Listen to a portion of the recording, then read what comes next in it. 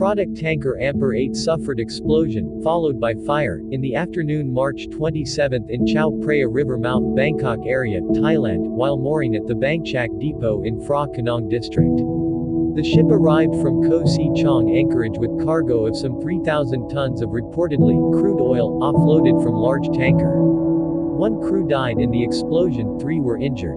Tanker drifted downstream for some 3 miles, and finally, managed to drop anchor. Fire was extinguished by firefighters in about an hour.